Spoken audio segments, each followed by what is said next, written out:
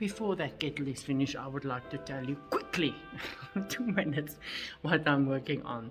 The story I'm working on is called The Cross-Dress Killers. They were dubbed by the media the Cross-Dress Killers.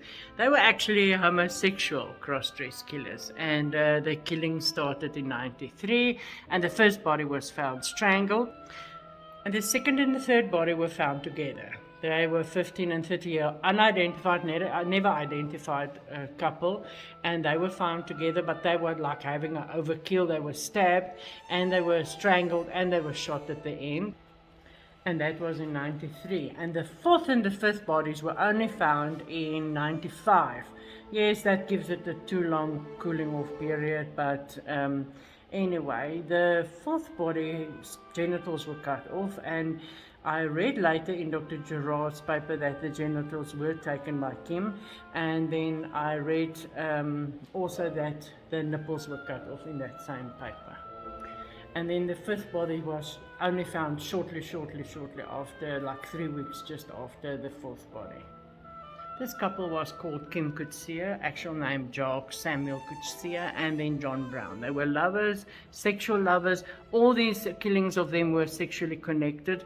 All were seen last with Coetzee leaving a club. That's how they connect them at the end. And then newspaper photos of Coetzee as a male and a female then were published, and then the public were asked to help identify this mysterious man.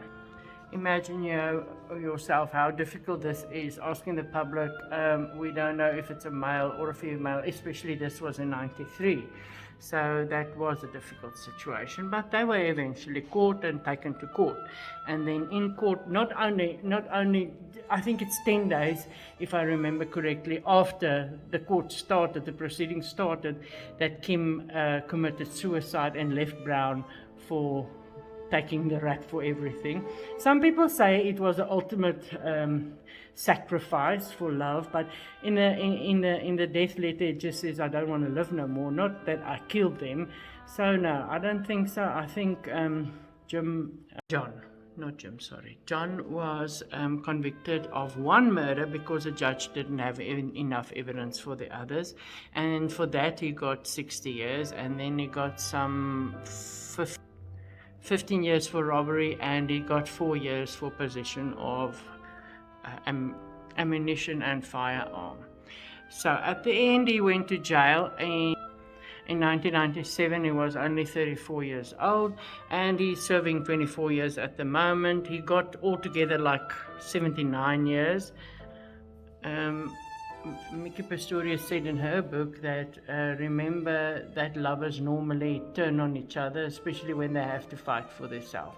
So she said that was they fight viciously in court like they fought their victims. That was her almost exact words.